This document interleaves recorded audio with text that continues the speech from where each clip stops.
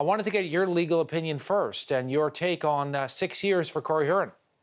Well, Todd, it's important to start with the idea that the Crown asked for 6 years. So different than a lot of sentencings, the Crown got exactly what they wanted. So just to set the stage, his defense lawyer asked for 3 years. For the kind of arsenal that Mr. Hearn brought to Ottawa, leave aside some of the things that the judge grappled with, didn't shoot, was eventually arrested without incident. The threat charge against the Prime Minister didn't go forward. You'll remember he wanted to perform a sort of citizen's arrest on the Prime Minister.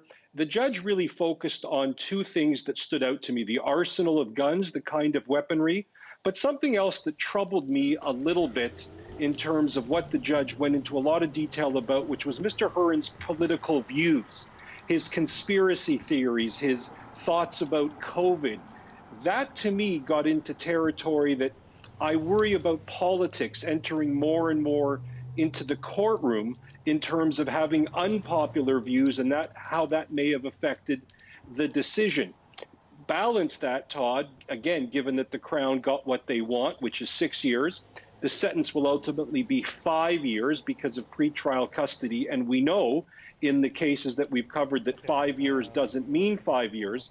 Mr. Hearn was also a man with significant depression issues.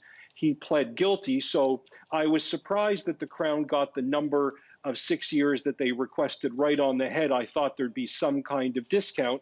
That being said, a message is sent loud and clear that there is something different about going after the Prime Minister and the institutions of government, sort of a la January 26th in the States, than ordinary and average gun possession throughout the country that I don't think would have attracted this kind of sentence. I'm also curious, Ari, 46 years old, and you mentioned some of his opinions. This is a guy who was a reservist with the Canadian Armed Forces.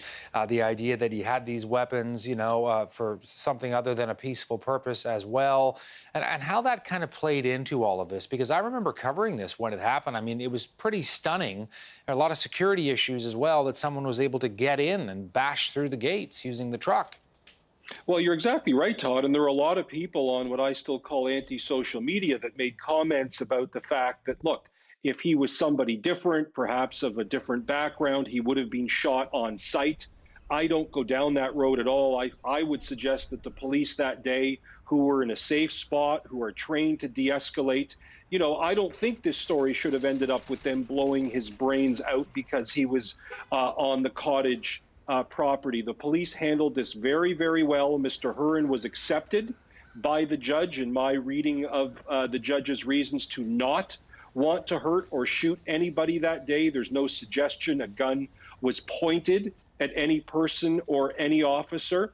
This was very much political for Mr. Hearn, and based on his circumstances in life, he is one of the millions of Canadians who have seen their life decimated by COVID and certain rules instituted by federal and provincial governments. Not for a second does that excuse not only having one gun, but having three loaded guns with you that day going to the actual seat of power.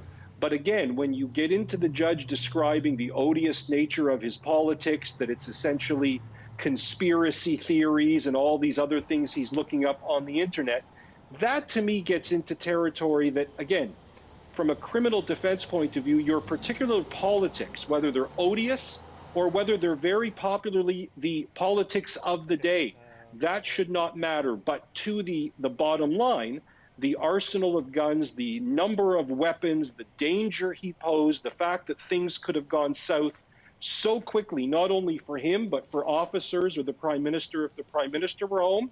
Certainly, we live in a country where 6 years, many Canadians watching us right now would be saying to themselves, that's all he got? So there's always that side of the coin as well.